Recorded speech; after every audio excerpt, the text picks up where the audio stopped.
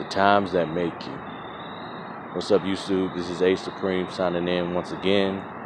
I believe that today's date is November the 22nd, 2020. And today I want to talk about the things that make you, the person you are. I think a lot of times in life we wish for happy times and things to be hunky-dory all the time, but not only is that unrealistic, but being too comfortable, I don't want to say it can make you weak, but it does make you complacent. It does take away your motivation to move because you're comfortable, so why move? And I believe that it is in the hard times that we experience our most growth. The times where, we're not the most happiest, or the times where where things just don't seem to be going our way in the way we want. To me, that is the greatest time for spiritual growth and whatnot, because it's in those times that you can sit back and reflect. Right now it's fall going into winter, sunny days are over, and this is a time of reflection, as I said before in other videos. And during this time, you can reflect on all the things that may have, as the year ends, you can reflect on all the things that didn't go the way you thought it should go, or things you could have done better, things you could have said, things you shouldn't have said, things that were left unsaid, stuff like that. And for me, it's just a time, as I said, of pure reflection, where I can sit back and think on my life and how to improve it. You don't do that during the sunny days. You don't do that during the good times, because you're not thinking about it. You're too focused on the good times, as you should be.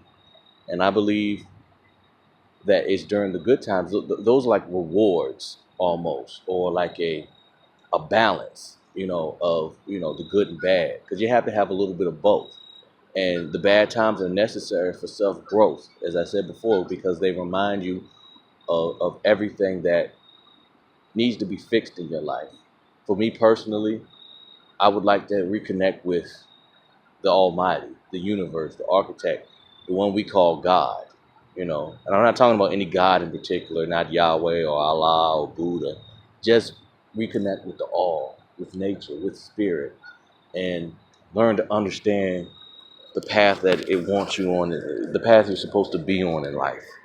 A lot of us have fallen from our original path and the things we set out to do.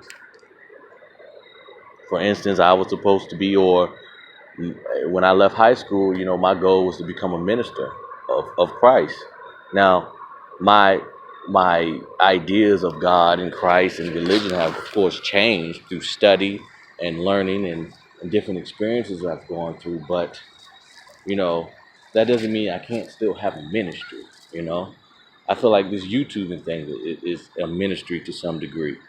And I still have a lot of work to do. I have a lot of anger in me. I have, as I said in my last video, a lot of us have past memories that are still haunting us. These demons that, won't leave us alone. And it's funny because I felt like the demons were attacking, or when I say demons, I mean emotions. I'm speaking figuratively. I'm not talking about actual demons. Whether they exist or not, I'm not entirely sure. But even before I do this video, like, I've noticed when I'm on the path of righteousness, or when I'm thinking to myself positive thoughts or doing something productive, that's when they attack the hardest. And it's almost like actual demons and whatnot. It's almost like, certain parts of your subconscious is fighting with your subconscious mind, because these thoughts and these spirits are so ingrained into your psyche that when you try to shift, your vibration, they sort of fight against you, like the programming fights against you. And that is why you have to watch very carefully what you take in throughout the day.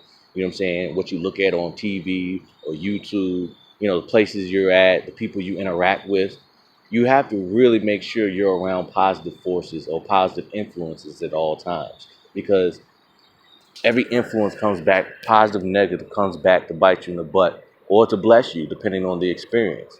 So you always have to make sure you're somewhere that influences you, somewhere that brightens your day, somewhere that enlightens you or betters you in some sort of way.